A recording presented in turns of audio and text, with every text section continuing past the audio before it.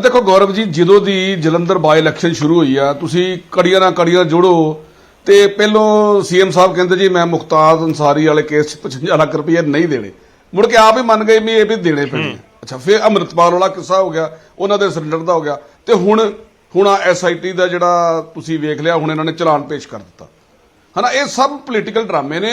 10 ਤਰੀਕ ਤੋਂ ਤੁਸੀਂ ਬਾਅਦ ਵੇਖ ਲਓ, ਕੁਝ ਨਹੀਂ ਹੋਣਾ, ਸਭ ਚੀਜ਼ਾਂ ਤੇ ਇਕੱਠਾ ਪੈ ਜਾਣਾ। ਔਰ ਜਿਹੜੀ ਤੁਸੀਂ ਪਹਿਲੋਂ ਗੱਲ ਕੀਤੀ ਆ, ਪਹਿਲੋਂ ਚਲਾਨ ਪੇਸ਼ ਹੋਇਆ 7000 ਪੇਜ ਦਾ, ਉਦੋਂ ਮੈਨੂੰ ਲੱਗਦਾ 24 ਫਰਵਰੀ ਨੂੰ ਇਹ ਪੇਸ਼ ਹੋਏ ਸੀ ਬਾਦਲ ਸਾਹਿਬ, ਤੇ ਉਦੋਂ ਇਹਨਾਂ ਨੇ ਇੰਨਾ ਕੁ ਸ਼ਕਤੀ ਪ੍ਰਦਰਸ਼ਨ ਕਰ ਦਿੱਤਾ ਸੀ ਜਿਹਦਾ ਹਿਸਾਬ ਕੋਈ ਨਹੀਂ। ਮਤਲਬ ਪੇਸ਼ੀ ਤੇ ਨਹੀਂ ਚੱਲੇ ਸੀ, ਇਹ ਲੱਗਦਾ ਕਿਸੇ ਰੈਲੀ ਤੇ ਚੱਲੇ ਨੇ। ਇੰਨਾ ਕੁ ਸ਼ਕਤੀ ਪ੍ਰਦਰਸ਼ਨ ਕਰ ਦਿੱਤਾ, ਉੱਥੇ ਕੋਈ ਮੁੱਦਾ ਹੀ ਆਊਗਾ। ਤੁਸੀਂ ਆਪ ਸਿਆਣੇ ਜੇ, ਦੱਸੋ।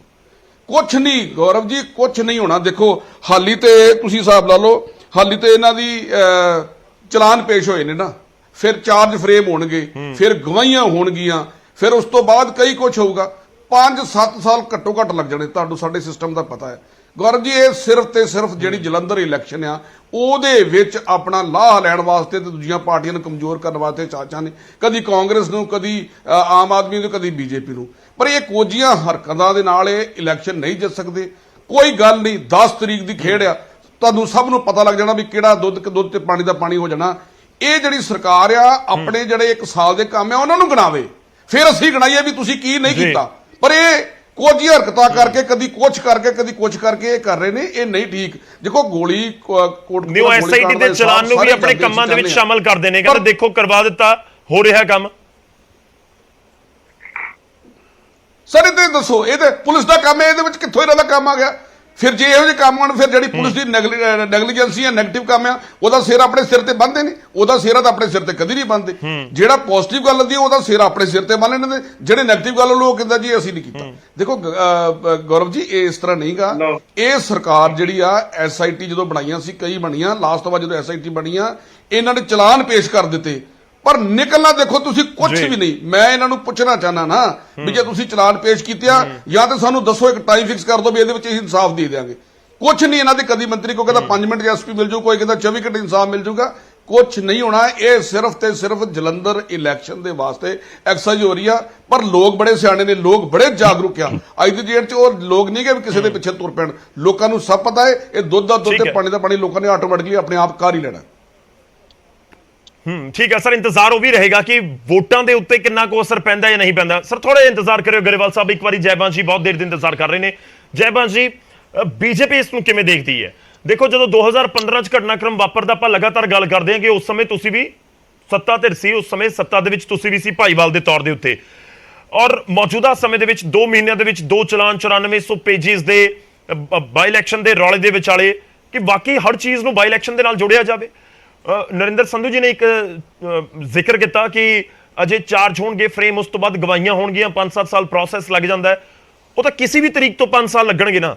ਉਹ ਅੱਜ ਤੋਂ ਸਾਲ ਬਾਅਦ ਜਾ ਕੇ ਚਾਰਜਸ਼ੀਟ ਪੇਸ਼ ਹੋਵੇ ਤਾਂ ਵੀ 5 ਸਾਲ, ਜੇ ਅੱਜ ਤੋਂ 5 ਸਾਲ ਬਾਅਦ ਜਾ ਕੇ ਚਾਰਜਸ਼ੀਟ ਪੇਸ਼ ਹੋਵੇ ਤਾਂ ਵੀ 5 ਸਾਲ। ਉਹ ਤਾਂ ਪ੍ਰੋਸੈਸ, ਉਹ ਤਾਂ ਲੱਗੇਗਾ ਹੀ ਲੱਗੇਗਾ। ਤੁਹਾਨੂੰ ਲੱਗਦਾ ਹੈ ਕਿ ਇਲੈਕਸ਼ਨ ਦੇ ਨਾਲ ਹਰ ਚੀਜ਼ ਨੂੰ ਜੋੜਿਆ ਜਾਣਾ ਠੀਕ ਹੈ? Thank you Gaurav ji. ਪਹਿਲੀ ਗੱਲ ਤੇ ਜਿਹੜਾ ਤੁਸੀਂ ਕਿਹਾ ਕਿ ਬੀਜੇਪੀ ਭਾਈਵਾਲ ਸੀਗੀ ਸ਼੍ਰੋਮਣੀ ਅਕਾਲੀ ਦਲ ਦੀ, ਇਹਦੇ 'ਚ ਕੋਈ ਸ਼ੱਕ ਨਹੀਂ ਹੈ ਕਿ ਬੀਜੇਪੀ ਭਾਈਵਾਲ ਸੀਗੀ ਜੀ।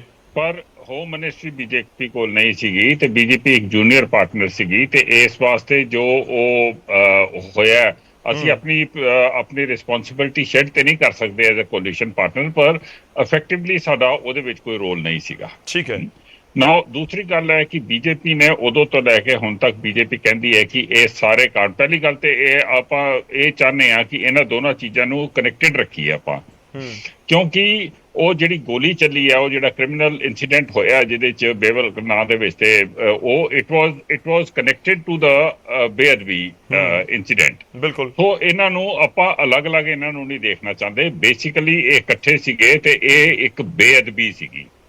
ਹੁਣ ਇਹ ਬੇਅਦਬੀ ਨੇ ਲੋਕਾਂ ਦੇ, ਪੂਰੇ ਪੰਜਾਬ ਦੇ ਤੇ ਬਾਹਰ ਐਵਰੀਵੇਅਰ, ਜਿਹੜੇ ਨਾਨਕ ਲੇਵਾ ਸਿੱਖਸ ਨੇ, ਪੂਰੇ ਪੰਜਾਬ ਦੇ ਪੰਜਾਬੀ ਜੋ ਕਿ ਸ੍ਰੀ ਗੁਰੂ ਗ੍ਰੰਥ ਸਾਹਿਬ ਜੀ ਦੇ ਬਹੁਤ ਜ਼ਿਆਦਾ ਇੱਜ਼ਤ ਮਾਨ ਕਰਦੇ ਨੇ, ਜਿਹਨਾਂ ਨੂੰ ਆਪਣਾ ਲਿਵਿੰਗ ਗੁਰੂ ਸਮਝਦੇ ਨੇ, ਸਾਡੇ ਉੱਤੇ ਇੱਕ ਬਹੁਤ ਵੱਡਾ ਇੱਕ ਇਮੋਸ਼ਨਲ ਅਸੌਲਟ ਹੋਇਆ ਉਦੋਂ ਤਾਂ। ਤੇ ਜਿੰਨੇ ਜ਼ਿਆਦਾ ਪੋਲਿਟਿਕਸ ਇਸ ਅਸੌਲਟ ਦੇ ਉੱਤੇ ਖੇਡੇ ਜਾ ਰਹੇ ਨੇ ਉਹ ਸਾਡੇ ਜਿਹੜੇ ਕਾਵ ਨੇ ਉਹਨਾਂ ਨੂੰ ਹੋਰ ਥੋੜਾ ਜਿਹਾ ਖਰੋਚਦੇ ਜਾ ਰਹੇ ਨੇ। It is for this reason ਕਿ ਅਸੀਂ ਇਹ ਕਹਿੰਦੇ ਆ ਬੀਜੇਪੀ ਦੀ ਇਹ ਰਿਕੁਆਇਰਮੈਂਟ ਹੈ ਟਾਈਮ ਬਾਉਂਡ ਥੋਰੋ ਤੇ ਅਨਬਾਇਸਡ ਇਨਕੁਆਇਰੀ ਹੋ ਕੇ ਇਸ ਕੇਸ ਨੂੰ ਕਲੋਜ਼ਰ ਦੇਣਾ ਬਹੁਤ ਜ਼ਰੂਰੀ ਹੈ। ਜਿਹੜੇ ਤਰੀਕੇ ਦੇ ਨਾਲ ਮਰਜ਼ੀ ਤੁਸੀਂ ਇਹਨੂੰ ਕਲੋਜ਼ਰ ਦੇ ਦਿਓ, justice has to be served and the people have to be convinced. ਬਸ ਏਡਾ ਕਿ ਸਾਡੀ ਇੱਕ ਮਨਸ਼ਾ ਹੈ। ਬਾਕੀ ਹੁਣ ਅਸੀਂ ਇੱਥੇ ਬਹਿ ਕੇ ਜਿੰਨਾ ਮਰਜ਼ੀ ਗੱਲਾਂ ਕਰਦੇ ਰਹੀਏ। ਹੁਣ ਜਿਹੜਾ ਤੁਹਾਡਾ ਦੂਸਰਾ ਕੁਐਸਚਨ ਹੈ, ਆਫ ਕੋਰਸ ਜਿਹੜੀ ਟਾਈਮਿੰਗ ਹੈਗੀ ਹੈ ਉਹ ਟਾਈਮਿੰਗ ਦੇ ਉੱਤੇ ਸਾਰਿਆਂ ਦੀ ਇੱਕ ਸ਼ੱਕ ਦੀ ਨਜ਼ਰ ਤੇ ਜਾਂਦੀ ਹੈ, ਪਰ ਮੈਂ ਇਹ ਉਮੀਦ ਕਰਾਂਗਾ ਕਿ ਸ਼ਾਇਦ ਗਵਰਨਮੈਂਟ ਨੇ ਉਸ ਗੱਲ ਦੇ ਵਾਸਤੇ ਨਾ ਕੀਤਾ ਹੋਏ, ਕਿਉਂਕਿ ਸਾਡਾ ਜਿਹੜਾ ਸਾਡਾ ਮੇਨ ਫੋਕਸ ਹੈ ਉਹ ਇਸ ਗੱਲ ਦੇ ਉੱਤੇ ਹੈ ਕਿ ਇਸ ਕੇਸ ਨੂੰ ਜਸਟੀਫਾਈਡ ਤਰੀਕੇ, ਰਾਈਟੀਅਸ ਤਰੀਕੇ ਦੇ ਨਾਲ ਥਰੂ ਪ੍ਰੋਪਰ ਇਨਵੈਸਟੀਗੇਸ਼ਨ ਇਹਨੂੰ ਖਤਮ ਕਰਨਾ ਬਹੁਤ ਜ਼ਰੂਰੀ ਹੈ।